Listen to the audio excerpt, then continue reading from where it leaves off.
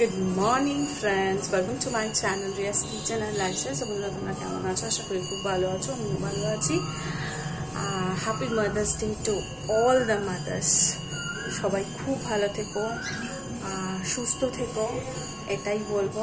আজকে মাদার্স ডের সাথে সাথে আমার মাদার ইন লরও বার্থডে, তো সেই জন্যই ব্লগটা এখান থেকে শুরু করলাম।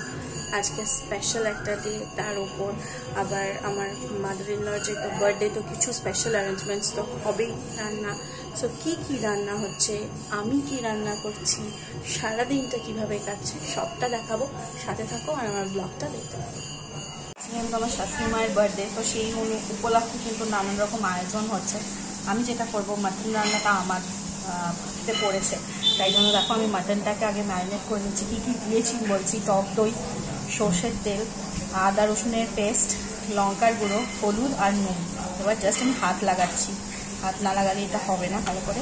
সো আমি দেখো এটাকে ভালো করে মেখে নেব, মেখে আমি ঢেকে রেখে দেবো, ম্যারিনেট করবো। দেখো একদম রেয়াজি, দেখো চর্বিতে কিন্তু ভর্তি। তো এটাকে আমি ভালো করে আগে মেখে নিচ্ছি। मटन के मैरिनेट, হ্যাঁ, সেটা ম্যারিনেট করে আমি জাস্ট একটা ডিশ দিয়ে একটু ঢেকে রাখবো কিছুক্ষণ। বাকি আইটেমগুলো শাশুড়ি মা করছে, মাটন রান্নার দায়িত্বটা আমি নিয়েছি, তাই একটু পরেই করবো।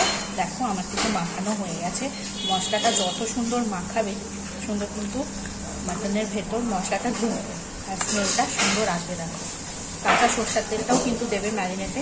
তো দেখো সুন্দর করে আমি ম্যারিনেট করে নিয়েছি। এবার এটা একটা ডিশ দিয়ে আমি ঢেকে দেবো, তারপরে আমি দেখাবো কীভাবে করছি। তো দেখো এখানে শাক ভাজা আছে, শাক ভাজা হয়ে গেছে অলরেডি, যেটা শাশুড়ি করে নিয়েছে। এখানে আলু ভাজা শাশুড়ি করে নিয়েছে, খাওয়ার জন্য মুড়ি তৈরি হয়েছিল। আচ্ছা, এখানে মুগ ডাল হয়েছে মাছের মাথা দিয়ে।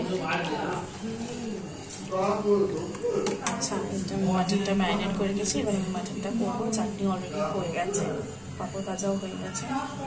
তো দেখো আমি এবার মাটনটা তৈরি করবো। ম্যারিনেট করে রেখেছিলাম অনেকক্ষণ, তাই আমি জাস্ট আলুগুলো ছেড়ে দিচ্ছি একটা একটা করে। দেখো অনেকটা রান্না করতে হবে, আর যেহেতু মশাই প্রেশারে খায় না, তো আমি কড়াই করেই করবো। তো আমি আলুগুলোকে দেখো ছেড়ে দিলাম। তো দেখো আমি আলুগুলো দিয়ে দিয়েছি। আমরা বাড়িতে দিতে বেশি লোক, সেখানে বেশি রান্না হয়, তো আলুগুলোকে ভালো করে ফ্রাই করে নেবো। এখানে আমি মাটনটা ম্যারিনেট করে রেখে দিয়েছি। এখানে আলুগুলো আমি ভেজে তুলে নিয়েছি। এবার আমি পেঁয়াজগুলো দিয়ে দিয়েছি। পেঁয়াজটা ভাজা, পেঁয়াজের সাথে আমি তেজপাতা দিয়েছি আর গোটা এলাচ দুটো থেতো করে দিয়ে দিয়েছি। সেটাকে আমি এবার ভালো করে ফ্রাই করবো। একটু ভালো করে ফ্রাই হয়ে গেলে আমি আদা বাটা, রসুন বাটাটা দেবো। মাটন চিকেন যেহেতু আমি ভালো করি, সেজন্য এই রেসপন্সিবিলিটিটা আমার উপর পড়েছে। সো দেখো আমি অনিয়নটা অনেকটাই ফ্রাই হয়ে গেছিলো। এবার মশলা অ্যাড করেছি। কী কী অ্যাড করছি বলে দিচ্ছি: আদা রসুনের পেস্ট, শুকনো লঙ্কার গুঁড়ো, হলুদ গুঁড়ো, জিরে গুঁড়ো, স্বাদ মতো নুন। এবার আমি কষাবো। কাশ্মীরিকে আমি পরে দেবো। আমি ভালো করে গ্রেভিটা তৈরি করবো।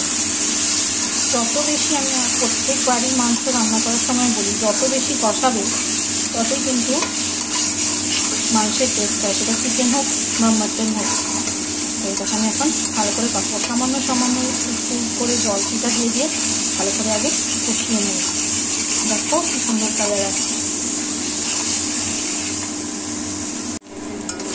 তো দেখো আমার গ্রেভি কিন্তু কষানো হয়ে গেছে।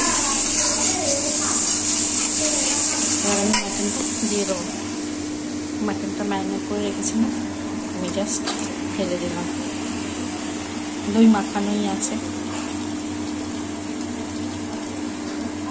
সো দেখো মাদার্স ডে আর শাশুড়ি মায়ের বার্থডে উপলক্ষে একদম মাটন কষা রেয়াজি, সব থেকে বেস্ট মাটনের শরীরের। তো দেখো আমার কিন্তু কষানো অনেকটাই হয়ে গেছে।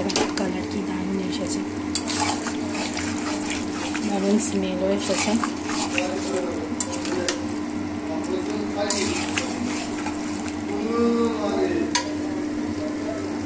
দেখো আমি আলু দিয়ে দিয়েছি।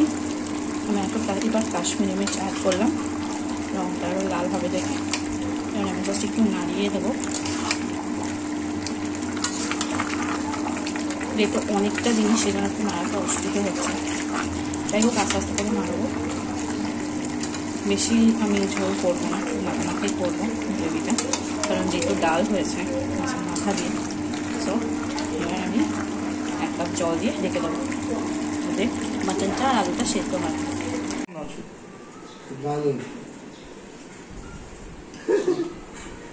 আমি এমনি তোমাকে বলবো। আচ্ছা ঠিক আছে,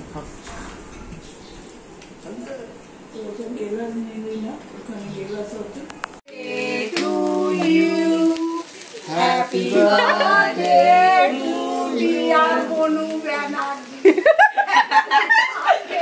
To you. Happy birthday. Hey, তুমি গাইছ। একদম বলবো না। দামি না।